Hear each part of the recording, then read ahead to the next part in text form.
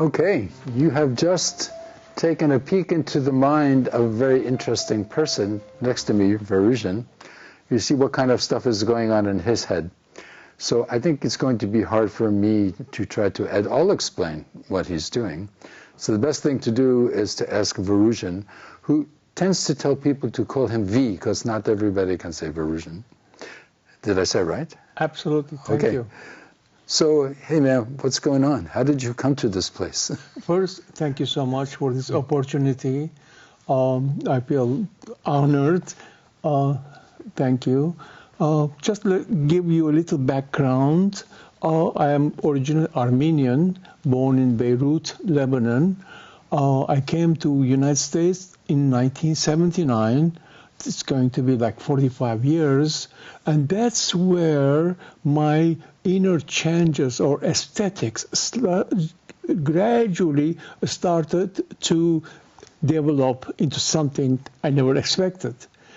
Like any children, young people, I watch with them all the traditional films, the Godfather, the Jaws, and even the Clint Eastwood in The Good, Bad, and Ugly. But then when I came to this country, suddenly I was mesmerized and amazed with all this new feedback that I was getting from the galleries, from art shows, also the experimental cinema filmmakers. And that's when I thought I found my form. I found the aura where I belong. Because in the experimental filmmaking, there is no script, there is no structure, and there is no particular story, or there is no happy ending. It's all experimental. In the middle of my films, I can change or change corners or go right or left. That's the freedom which I like in experimental cinema. So I want to go back to even before that, because when you got to the United States, you had been alive for a while. Were you thinking you wanted to be an artist before this? Were you doing something else? The art was always in me. In fact, I studied theater. I have a master's degree in the theater direction.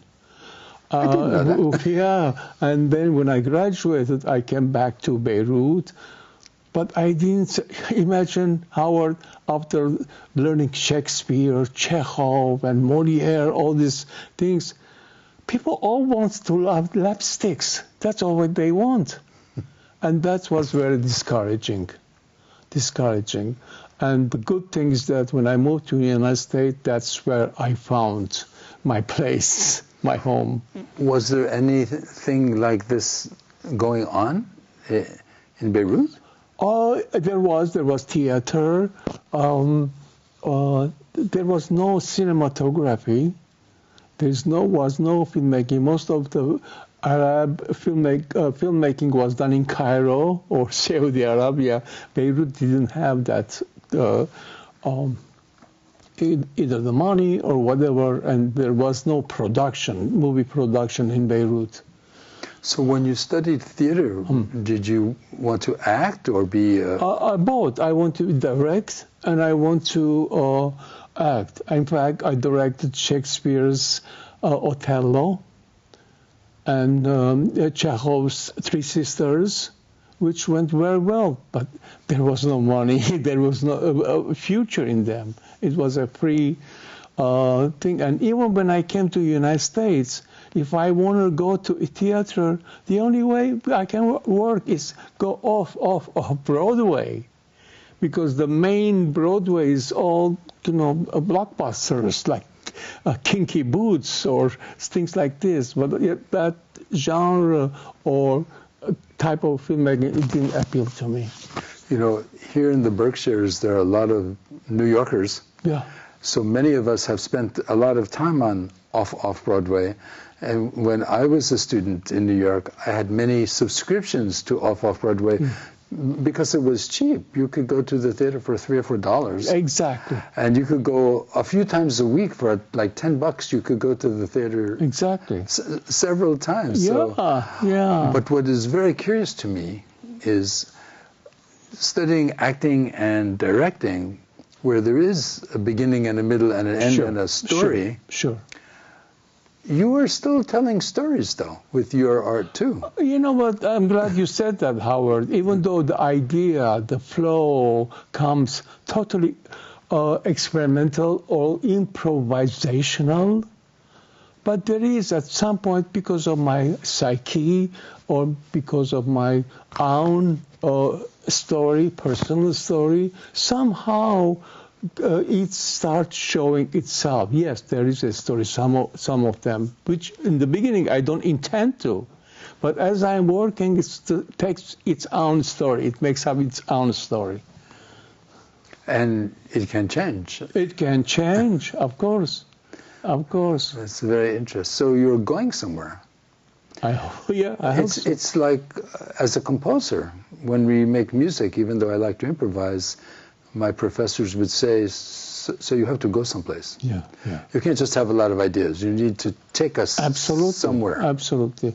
In fact, one of my last projects was about, I don't know if you are familiar or the audience, French poet, theater, actor. His name was Antonin Artaud. Mm-hmm.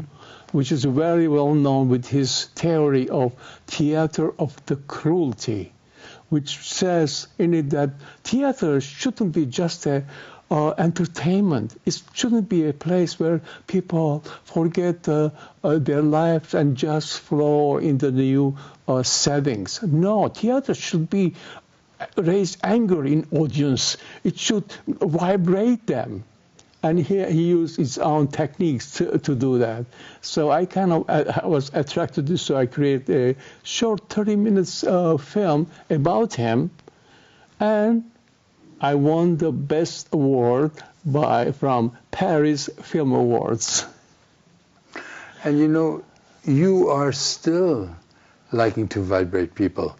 You are theatrical right now. If I see you in a cafe and you talk to people, you like to vibrate them. Yeah. I don't know where that came from. But I see it. I see it around the table with a cup of coffee. Exactly. I didn't know that you had studied theater, but you conduct yourself in life like a theater person. Oh my God! Thank you so much. Thank you. Maybe you said it. Maybe it comes from theatrical training, that I know how to. I guess maybe I take people as an audience and I perform. Maybe that's what it is. For me, it's a performance. So, to do this kind of digital art in Europe at that time, it would have cost $1 million for a computer that could do this. You could never get your hands on the equipment to do this kind of stuff. Exactly. How about for the theater? Were there theater groups? It probably was cheaper to put on a theater show in Beirut. Beirut than it would be to make an experimental film. Yeah, the theater was always there. And in fact, the theater is showing works by Shakespeare, Molière, all kinds of things. But they were only within certain ethnicity. Armenians had their own theater. Muslims had their own theater. Christians had their own theater. They were kind of separated. But the value and standard was pretty much very high. Well, Beirut was considered the Paris of the Middle East. Exactly. Beirut is a cosmopolitan city.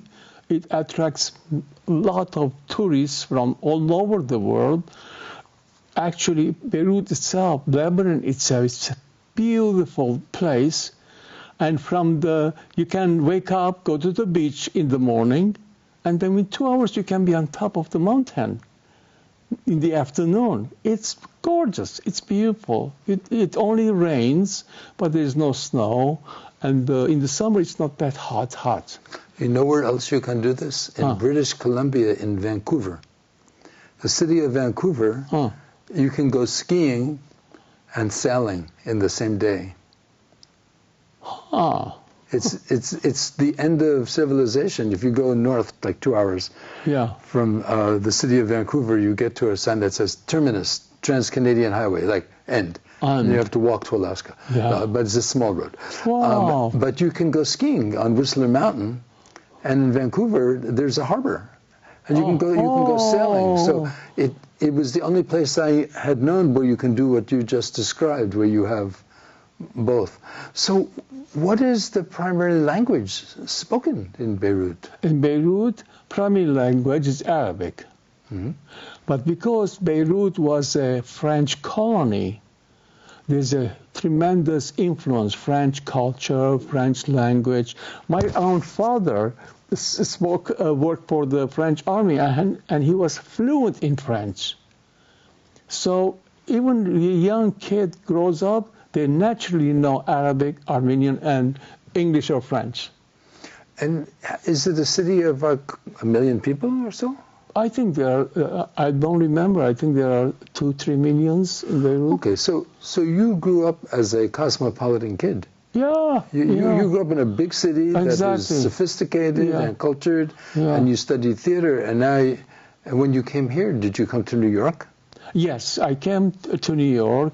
I lived in Manhattan for a while, and then I got married, and we moved to Long Island.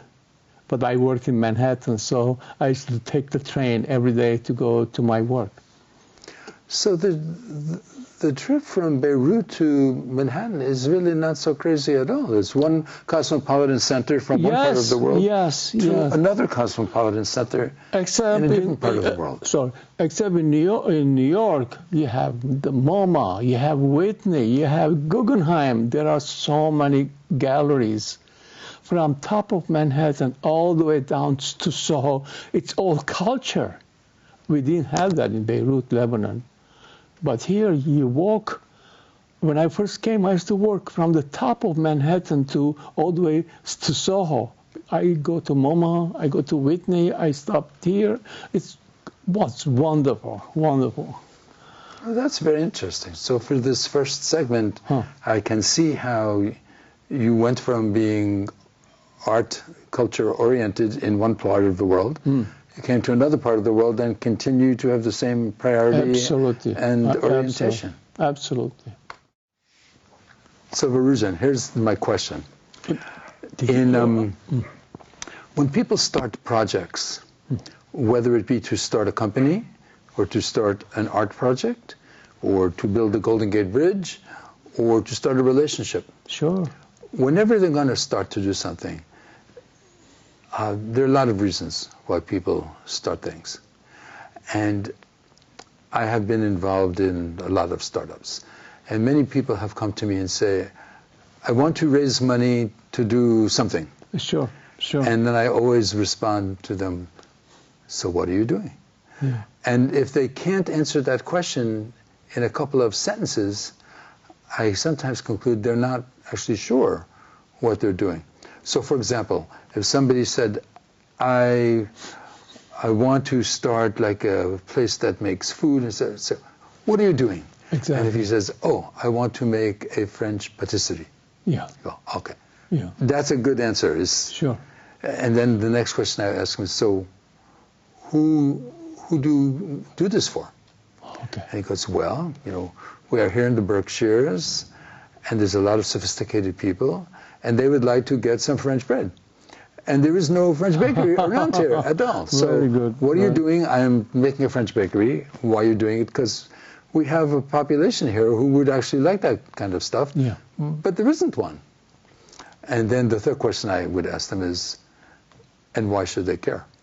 Yes. And the answer could also be very short. Well, although we have some very nice food stores here, and we can buy some frozen croissants, and we can pop them in the oven and heat them up, it's not going to be the same thing if we try to get a frozen patisserie. So if I ask this person, what are you doing? Who are you doing it for? And why should they care? Yeah.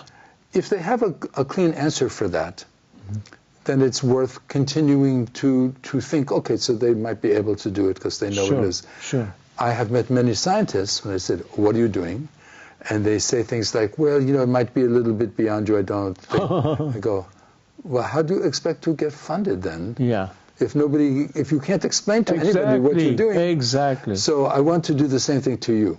You are an artist. Yeah. you are a sophisticated man who's educated in another part of the world, came to New York, still had your artistic sensitivities, and you decide, I still want to make art. Yeah. I'm going to manifest it. So, Yeah. so I want to ask you this question. Yeah, What are you doing? Yeah, sure, thank you. One of the reasons I kind of let go of my theatrical craving or desire, because I started to feel uncomfortable with budgets, finding actors, a lot of production, a lot of people. Unlike those, the experimental cinema doesn't cost a penny. All I have to have my iPad.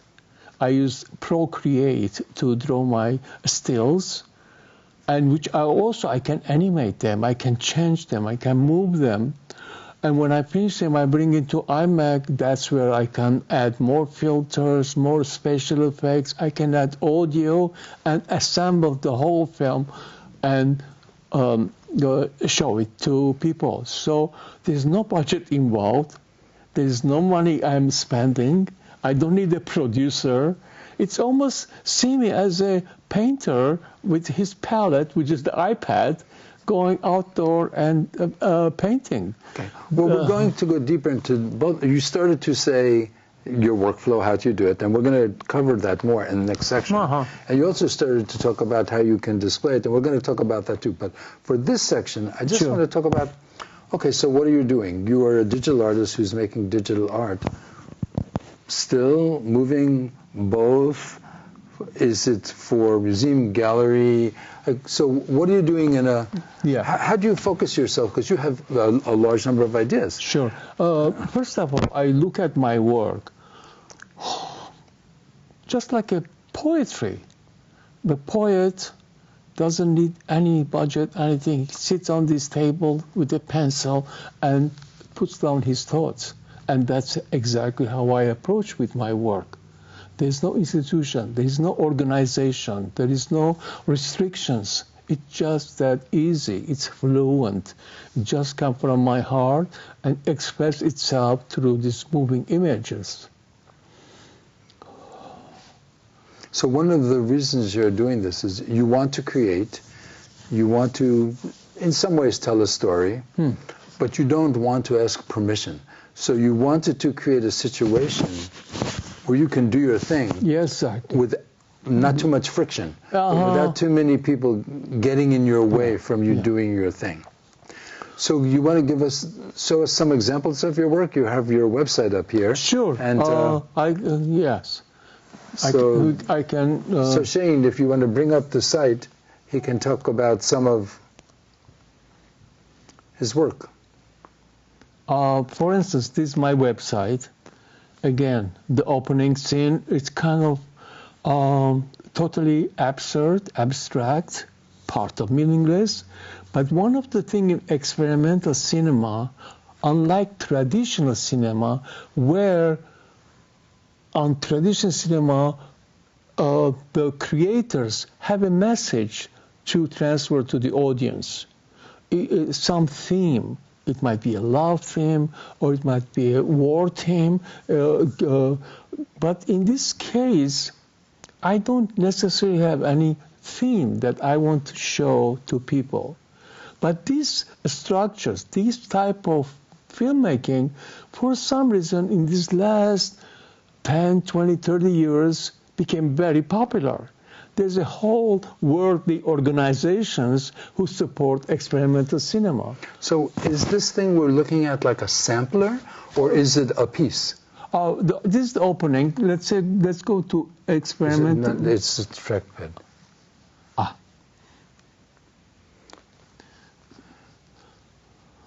Okay, these are some of my films. For instance, this one, even though I'm saying there is no story, there is some story. Just click. And did you go someplace else?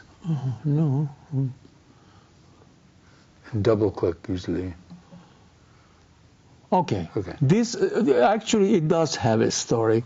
It's a story about a man who was treated with cancer, and now he's healthy, but the doctor said to him, you have to walk at least 30 minutes a day. And he started walking.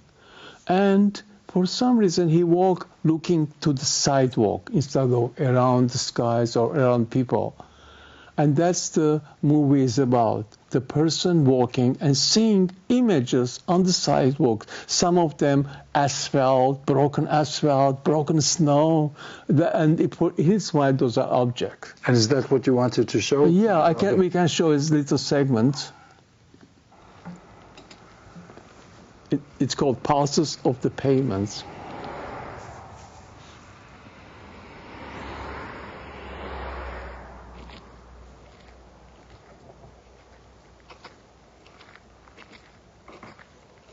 For instance, somebody dropped a brown bag.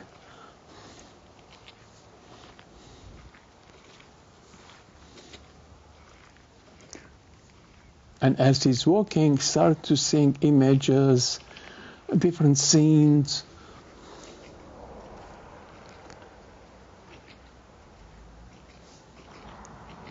Like something like this, where the broken asphalt represents some kind of drawing right on the asphalt, right under his feet.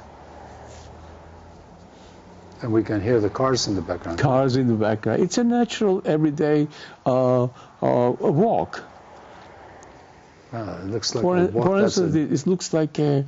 Looks like a dream.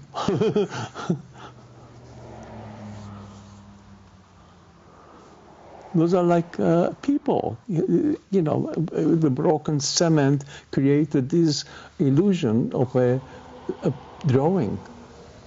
That's very cool. And this was done after myself and my wife moved to Connecticut around 2018, 2019, where I was also retired. Now I had freedom to, do this type of work. And you had winter. And yes. So why do you do this? Why? Because this one, I call it the Irish poet. Why do I do this? Because of nothing, anything particular. It's a spiritual need to let go of my inner images or let go of my inner world. I mean, this film will not gonna sell. It's not gonna be a hit or blockbuster. I know that, but it's all about myself, about me expressing, putting out there my inner world. So do you kind of heal your brain? Exactly. Look at it as a art therapy for me. This was very important for me. By doing this, I was letting go of the, let's say, old turmoils, old wounds, childhood cruelty or whatever. This is how I was able to express. So when people sleep at night, if during the day they get tired, they tear some muscles, their body gets repaired by the act of sleeping. Exactly. But for some artists, if you look at their brainwaves when they are actually creating art, their brainwaves look a lot like the same brainwaves in the REM sleep, the rapid eye movement sleep, where the emotional healing is going on, and the person's brain is making sense of what has happened to them in their life. Like, for instance, sorry to interrupt you, this looks like a lady with two eyes and lips right underneath your feet. So you are, that's pretty amazing.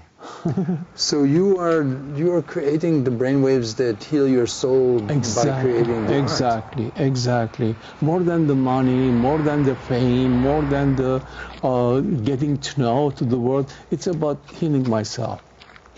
So you use your art to make yourself whole. Exactly. It's like a therapy. It's like a meditation. That's why I play music too. Same thing. Of course. I just wanted to show you this segment of my films, which has no story. It's all geometrical lines moving. Like, I'll just give you an example.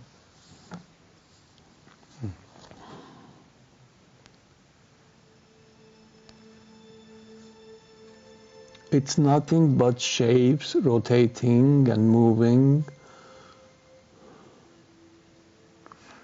And this one has a soundtrack.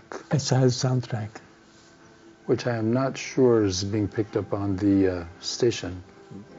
And I'm lucky being surrounded a lot of musicians. My own son is a musician, and I use some of his music. And hopefully in the future I will use your music.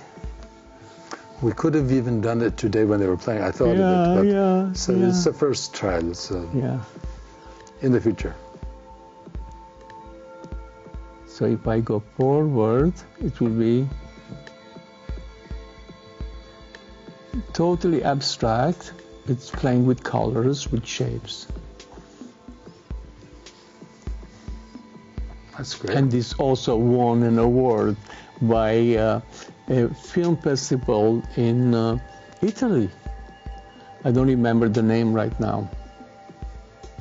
So you have been submitting pieces to... Okay, now let's talk about that. How do you... Well, that's the next section. That's the deployment. Okay. So we will talk about that.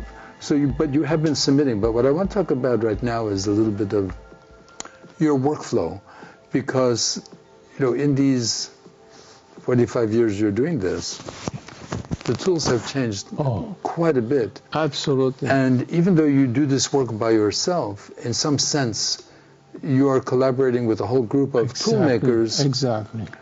And it's progressing forward at an extreme rate. So one of the issues for a creative person, when we are healing our soul through making our art, that's one thing. But when we are going through the learning curve of figuring out how to use these tools, that does not heal my soul too much. Of course. It takes energy away from the act of creating. So tell me a little bit about this workflow, because it's probably changed a tremendous amount. Yeah. First, let me tell you that, again, when I first got my job, I worked for Time Magazine. I worked in the photo lab of Time Magazine. We used to develop all the pictures of the journalists that they submitted to us. But within a year or two, everything changed. Suddenly the photo lab closed. Oh, analog to digital. Yes. And suddenly the reporter used digital camera, where there was no need for processing.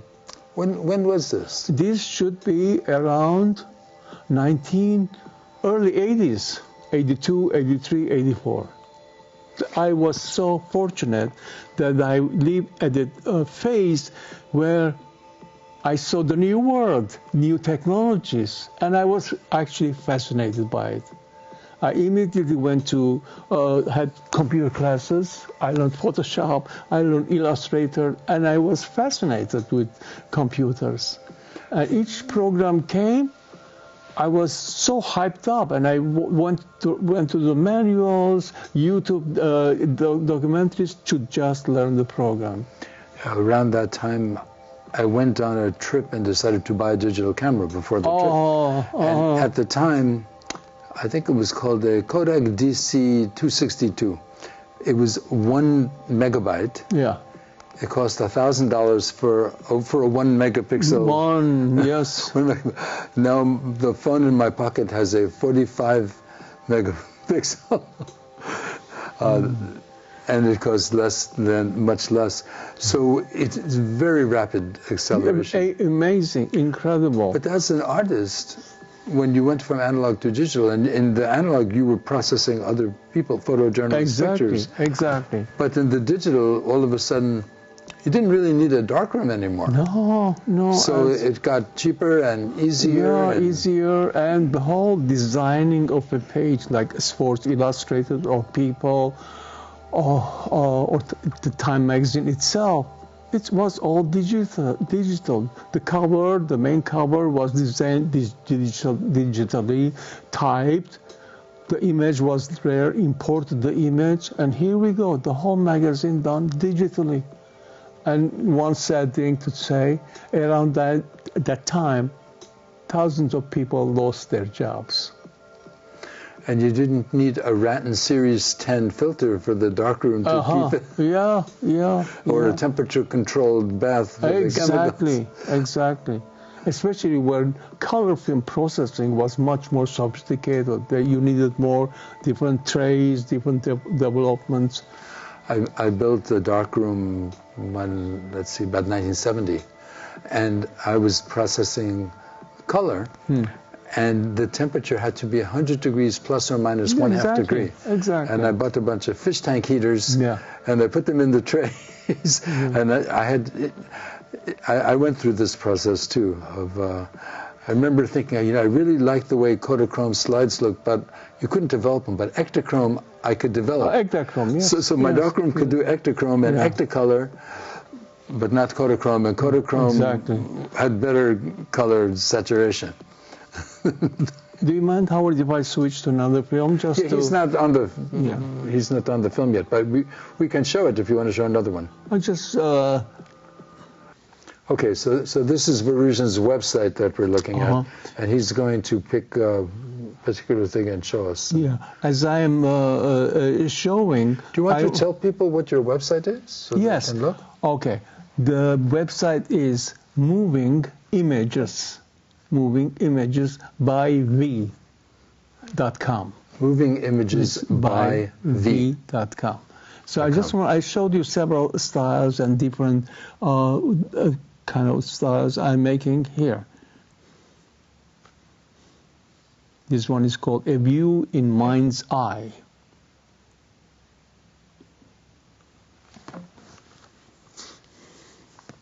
And how long ago did you make this one?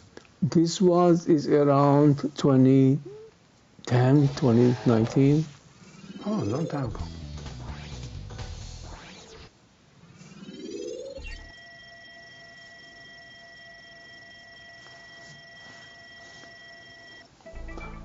Can I tell you a funny story? Even before having my own computer or iPad, I always draw sketches in my book. And whenever I went to, let's say, birthday parties and family get-togethers, I used to draw. And this 8-year-old niece came to me and says, Uncle V, you know what you're drawing is very old-fashioned. And she said, our teacher in school told us a program called Procreate, which is wonderful for you to draw and make animation. And she, that little 8-year-old girl, gave me a whole demonstration how to use the program. And immediately when I went home, I downloaded and I'm like hooked. Now, is Procreate an iPad program, not a computer program? Is it a desktop also? It's only an iPad program. Just a mobile device. I tried to download it to my iMac. It didn't accept. And those are all techniques from Procreate. Procreate offers several different brushes that you can create those effects. Now, does Procreate create stills and then you animate it? Exactly. You can create stills. In fact, in one of the introductory film that we show, there was a scene when an old man walking with his dog. That's an animation, that's a sequence of animation. And are you animating it in Final Cut Pro or something else? I do it all in iPad, but on my Procreate. So can Procreate, besides creating a still, create a sequence of stills? Exactly. Okay, so Procreate is dynamic. Yeah, it's not as good as, let's say, the Hollywood animators who precisely draw every other mood so the character walks around very smoothly. In my films, in this program, it's kind of choppy a little bit, and that's what I like.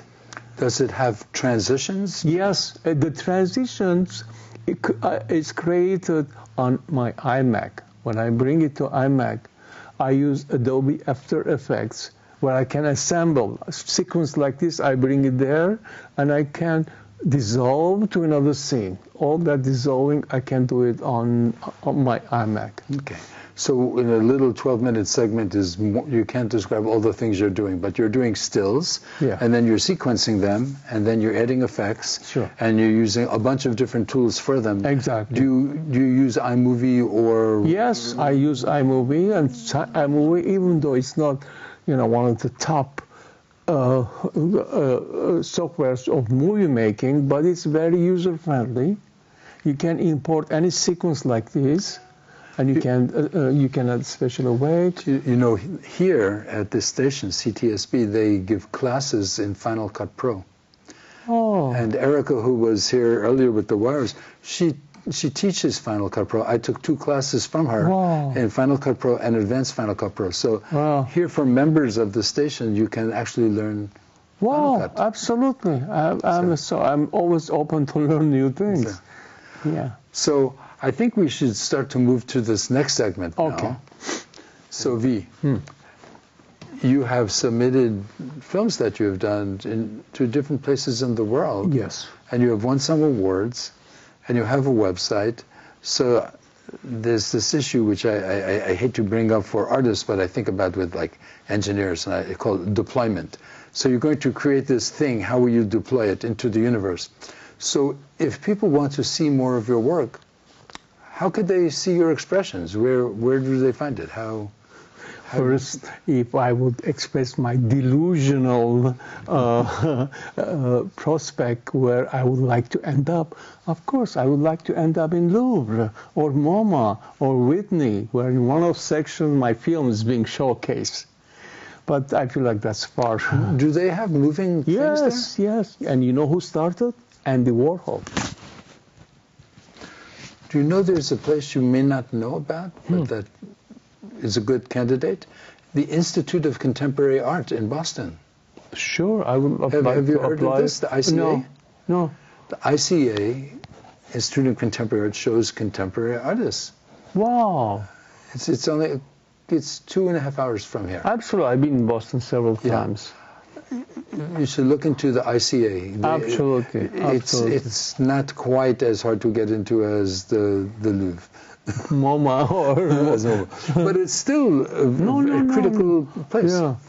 And I have to tell you honestly, Howard, when we first moved to Connecticut, my first thought, there's no art here because there's no more Museum of Modern Art, there's no more Whitney, there's no more Guggenheim. But as I went through, amazing, there's a whole huge art scene here. Galleries everywhere. And now you're telling me about the Institute of Contemporary. That's wonderful. That's wonderful. And they have 2 spaces, one on the Boston waterfront, and they have a water taxi that goes to their second building across the harbor, which has larger installation art. Yeah. We went last weekend. Oh my goodness. Last weekend. Wow. So this topic of deployment.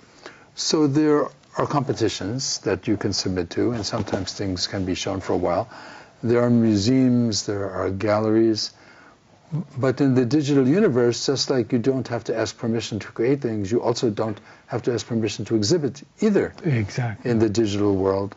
And a lot of people are using Facebook and YouTube and TikTok and many places. So do you have any kind of sort of like a digital strategy? Where do you put your stuff so that people could see it? Yeah, mostly Facebook, Instagram, and YouTube, and my website. And whenever I put something, I have a community around me that I can broadcast to come and see my films. And there are certain institutions, for instance, in Brooklyn, there's a Millennium Film Workshop, which is all about experimental cinema. But sometimes for me to travel all the way to Brooklyn, 3 hours in, 3 hours, it's kind of difficult. So everything now is done online. There are web festivals, there are experimental lectures, Zoom meetings. There's no one-to-one, person-to-person thing. So that's our new life now. There's no such thing as a community or town. Everything is around the world. And one sad thing is that unlike traditional cinema, where at the end an actor can get an Oscar, but in this there's no such thing as Oscar. It's just an award, a certificate, and. But you know, if you wanted to, you could create your own digital community. Yeah, I was thinking about that, exactly. And you can bestow awards. Yeah.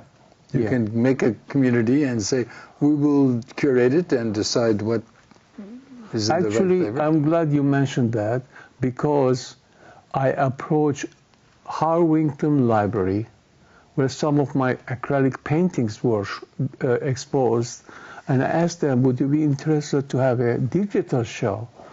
And the curator says, absolutely.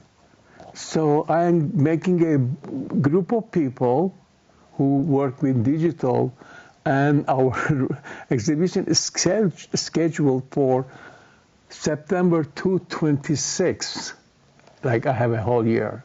But we start getting together. And where is this again? Harwington. Are you familiar with Harwington? That's in Connecticut, close to Torrington area. And I didn't know you also create paintings. Yeah, yeah. So you didn't even mention them. Are they exactly? experimental too? I can show some of them right here.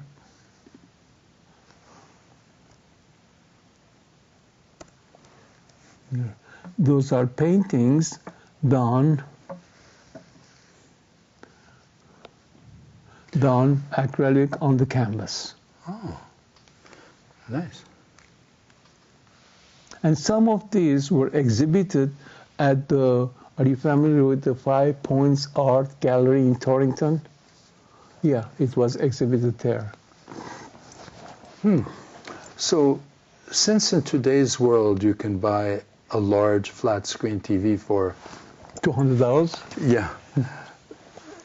Maybe many places could be galleries that are not yet galleries. Yeah, exactly. And I'm submitting my work, not only international online festival, to an actual gallery. Like I submitted one of my works to ARC Gallery in Chicago.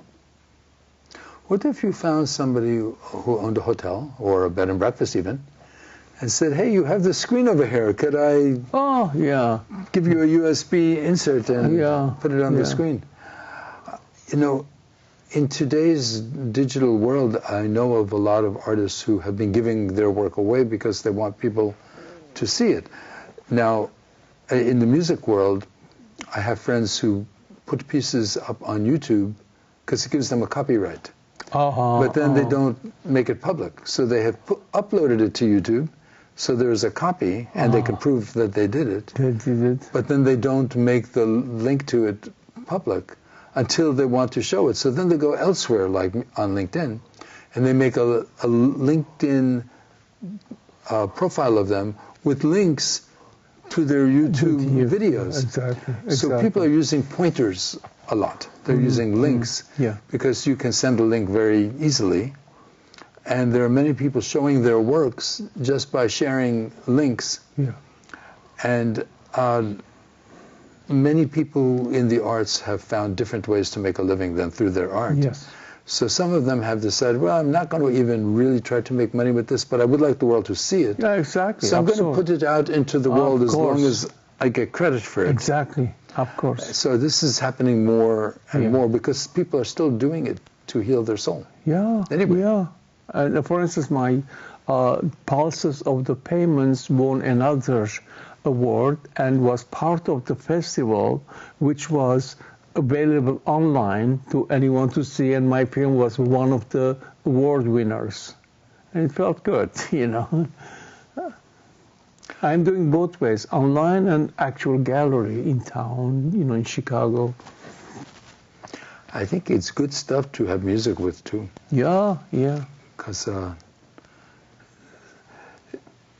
it's surprising how you can connect improvisational music to abstract art. Oh, wonderful. And it tends to go together. Together very nicely. Very nicely. So, okay, so do you use social media at all? Well, you use Facebook. Yes, Instagram, Facebook. but I don't want to do TikTok or things like that. I don't have a I don't TikTok feel account. comfortable. Me neither. Yeah. Okay, so you have a lot of different places where your work is showing up. Exactly. And if somebody And when that gallery, the digital exhibition is done in Harwington in September 26, you are mostly welcome. Okay, great. I'll come. Yeah. Maybe I'll bring out an instrument too. Sure. Oh, wow. I would love to. I just have to think about how to set up the room, monitors, different type of monitors and small. You could even show it in Guido's. Huh. We have played music there, live music. But, it's my abstract films. Though I don't think people who want to look forward to it. It could just be for our group. I can ask them. We go there all the time. We can. Anna is a fan, so she would love for us to. We could just while we're having a conversation, we could have your work up. I can approach Anna. Yes, absolutely. Great ideas, Howard. Thank you. We have played. So you have no shortage of outlets.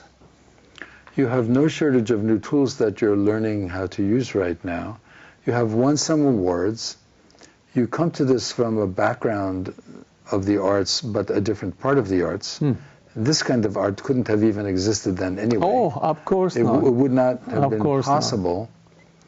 And now, because there's so little friction, and you don't need to ask permission, there is a downside to that too, which is there's a lot more competition than there used to be. Yes. 20 years ago, there was no experimental filmmakers. Now there are tons, millions, who are competing for the same idea.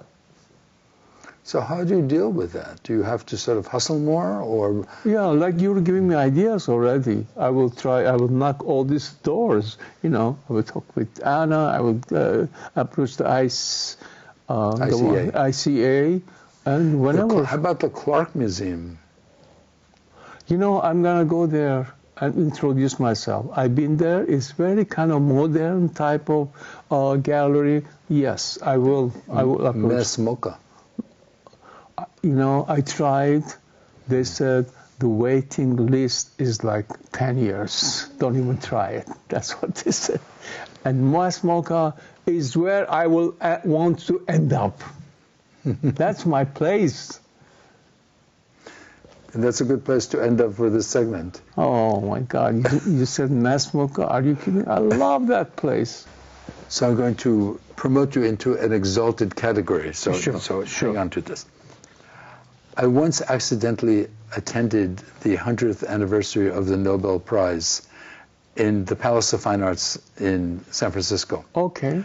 And I didn't sort of follow directions very well, so I ended up sitting in the first two rows where all of the Nobel laureates were sitting. I was the founder of the Silicon Valley Innovation Institute, so I had got invited, but I didn't know that you were supposed to sit in a certain place. Sure. So I sat, and I'm looking to my right and my left, and the in front. All these people are Nobel laureates. So I asked them, what they were excited about and what was next and what they were doing. And they all said the same thing. None of them wanted to talk about what they had done in the past. None of them wanted to talk about what they won a Nobel Prize for. They didn't care anymore. They did that. They won the prize. And then they were on to the next thing. And these were people who were advanced in age, 70, 80, 90 years old. Sure. And none of them wanted to linger in the past. They were all thinking about the future. They had many ideas. So here's my question for you. You have functioned in a lot of different artistic realms. You've come to this. I don't think you'd consider it a plateau because you're still doing this. Exactly. So you're not really ready to move on to a different thing. You want to keep doing what you're doing. So what's next? I think what's next is, first, as we discussed before, this is not about gaining fame and becoming a celebrity. It's about myself. As we said, it's an art therapy. I will be doing this since the day I die. And whatever it comes, I don't have a specific plan or goal. I would do it every day, learn new softwares and things, and promote my work in different places. And if hopefully something wonderful happens that I will get to the next level, I will welcome it. But basically, it's not about money. It's not about fame. It's not about being a celebrity.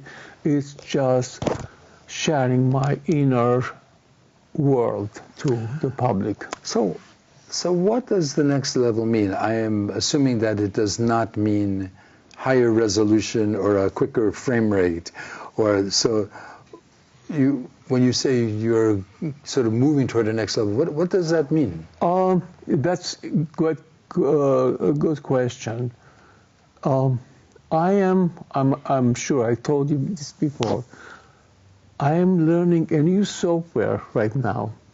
It's called Touch Designer, which, unlike Illustrator or Photoshop, it's not very user-friendly.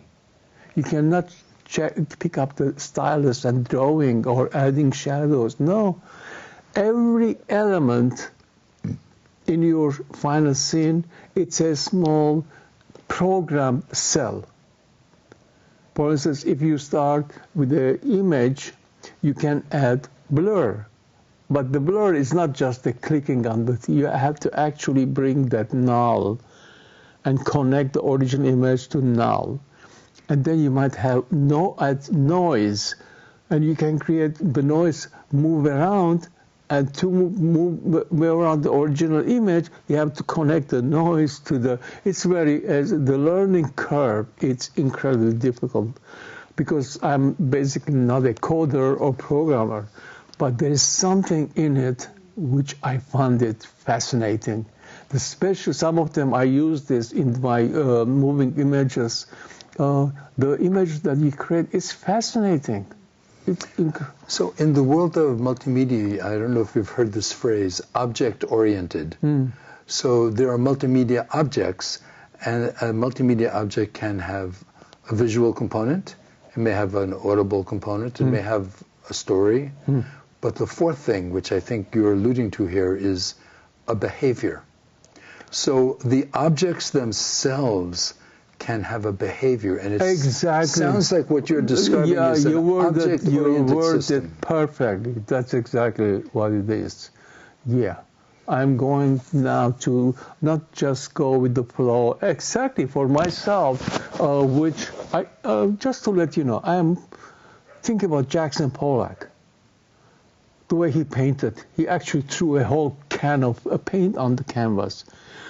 Think about experimental cinema as Jackson Pollock's painting moving. All this color kind of interjects in. They are dissolving to each other. That's pretty much what I'm trying to do. So you've gone from stills to dynamic things, and we didn't talk about your stills except to mention that you are a painter too. But in the move toward increasing dynamism and being dynamic, it almost sounds like you want the process to be a little more interactive. Yeah. And you want to be able to influence the behavior of these elements more quickly without coding. Speaking of interacting, this program that I'm learning, it has all those elements in it.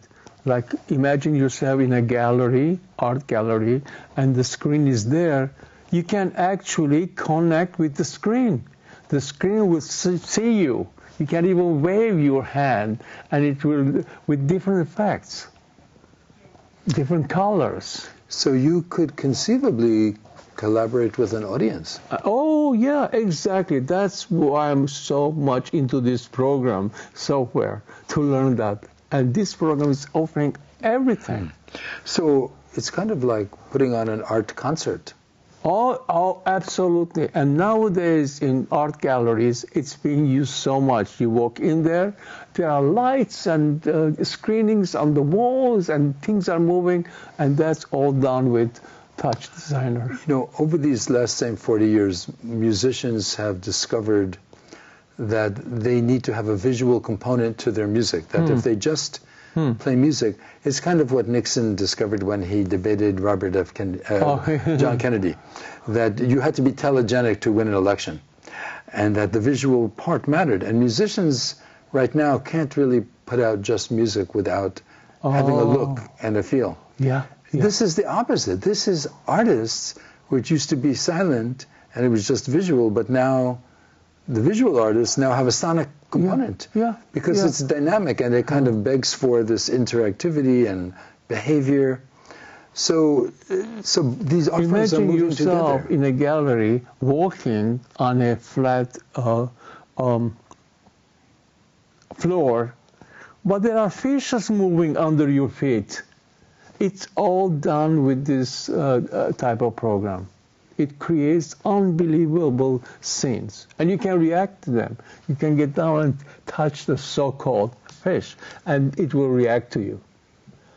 I find that that's incredibly amazing. So are you creating with a tablet so that you can touch it? This program is only on computer. It's not available So on it's a iPad. mouse. Yeah, it's mouse. Or could you have a trackpad and move your hand? Exactly. I have that too. So could you conceivably use your tablet as a control surface to drive your desktop? I use the tablet to draw images, but it doesn't give you control of the whole as does the mouse or the keyboard. Are you working on PCs? Mostly I work on iMacs, Apple. So, unfortunately, Apple has not made a new 27-inch iMac with an M-class silicon. I think mine is 21 inches. So, the current rev of the Apple operating system permits you to couple your tablet and your desktop. I do. I use that all the time. So you can use the tablet as a control surface. That's absolutely right. Absolutely right. I do that all the time. I connect iPad with the computer. Even transferring file, I find it fascinating. Like when I'm gonna send an image from iPad to computer, I had to mail myself or I have to text myself. Now use AirDrop. Bing, and it's there. It's incredible. So it's becoming more tactile. It's less code and it's more tactile. Yeah. And it's not just drag and drop. It's more than that, because on the tablet you can have pressure. Pressure, exactly.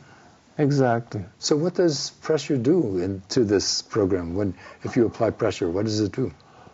No, this particular program that I'm studying, it's not done by mouse or any pressure or a pencil. Every effect you do you have to get it already programmed.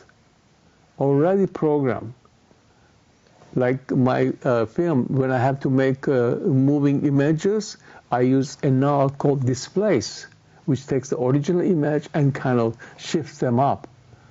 Nothing is done by organically. Everything is done through that pre-programmed null. They call it null. So far. It will happen. It will become, the behaviors will become controllable by the mobile devices. And most importantly, I love the person-to-computer interaction. So, we don't have too much time left. Do you ever go back to Beirut and show people what you're up to? Does it blow their minds? There's a festival in Lebanon too, and I submitted work. But they wanted me to go there to be part of the. But I have to be honest. I didn't have a good life in Beirut. There was the civil war all the time, and I come from a dysfunctional family. So going back to Beirut is not my favorite thing to do. It's not the same as it was either. Oh, yeah. And especially now, when I call my nieces or my aunt, they said, they stopped the water. We cannot use the water on Tuesdays and Fridays. What kind of life is that? No, Connecticut's better.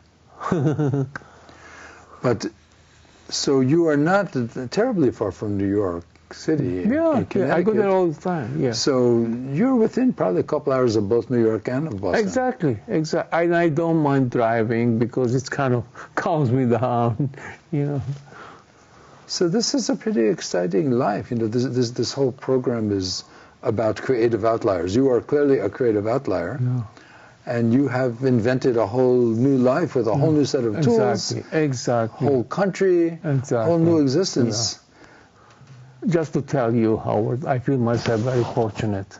But I'm coming from a turmoil background and finally finding myself functioning, smiling, talking. This is like a miracle for me. I never expected this will happen from the background that I came. So this is a perfect place to end with a miracle. I mean, what could be better than that?